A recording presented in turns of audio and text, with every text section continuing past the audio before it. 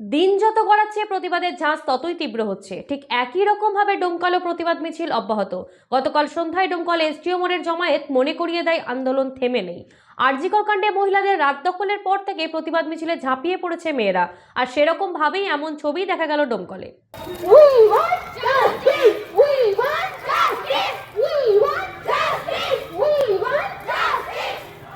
রবিবার সন্ধ্যা 7টা ডোমকলের এসডিও মোড়ে তখন ভিড় বাড়তে শুরু করেছে মেয়েদের। তাদের সাথেই অংশ নেয় ছেলেরা। তারপরেই শুরু হয় মিছিল। একটাই স্লোগান, উই ওয়ান্ট জাস্টিস। ছাত্রছাত্রী সহ বাড়ির সমস্ত স্তরের পুরুষ মহিলাদের দেখা যায় এই মিছিলে। ডোমকল বাজার এলাকায় চলে এই প্রতিবাদী মিছিল। নিরাপত্তায় থাকে ডোমকল থানার পুলিশ। তাদের দাবি, দোষীদের কঠোর থেকে কঠোরতম শাস্তি দিতে হবে, অন্যথায় এই আন্দোলন আরো তীব্র হবে। কে কি বললেন শোনাবো। যতদিন না আমরা বিচার পাবো ততদিন আমাদের আন্দোলন এইভাবেই চলবে। ফাঁসি চাই, কোনো কথা হবে না, আমরা শুধুমাত্র ফাঁসি চাই। আর আমাদের যতদিন এই বিচার না পাবো আমাদের এই আন্দোলন চলবে। আমাদের একটাই প্রশ্ন হচ্ছে যে প্রত্যেকটা মেয়ের কি জীবনের মূল্য মাত্র 10 লাখ টাকা?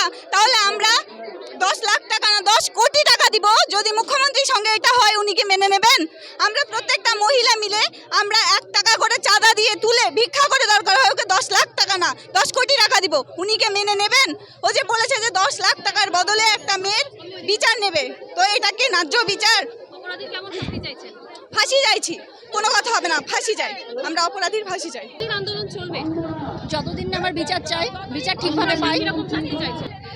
ফাঁসি তো চাই, ফাঁসির আগে 2 ঘন্টা কন্টিনিউ অত্যাচার করার পরে ফাঁসি চাই। শাস্তি হবে, না হলে মুখ্যমন্ত্রীকে পদত্যাগ করতে হবে।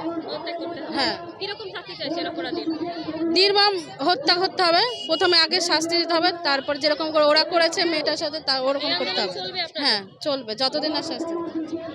দিদি, আর কতদিন চলবে আন্দোলন?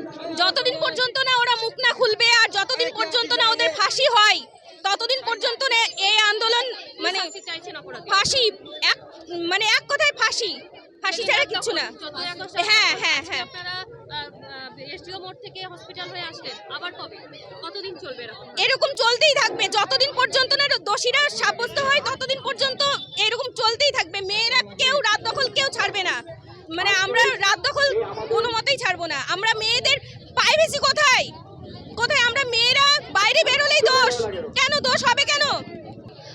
এটাতে পুরো পলিটিক্যাল জড়িয়ে আছে, পলিটিক্স পুরো জড়িয়ে আছে। সঠিকভাবে রাজ্য সরকার না চাইলে কেন এটা কোনো সমাধান হবে না।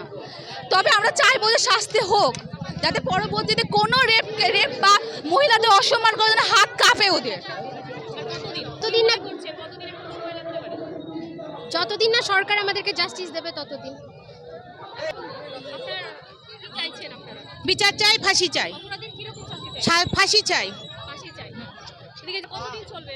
যতদিন না জাস্টিস পাওয়া যাচ্ছে ঠিক মতো, না কমবে না, সবার সাথে সাপোর্টটা লাগবে।